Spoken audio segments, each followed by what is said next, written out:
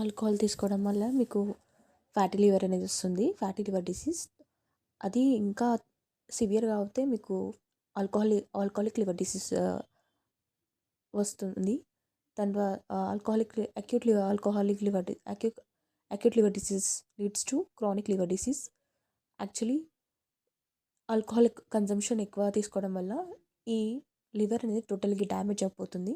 So it also effects the not only liver, it effects the other parts of the body also.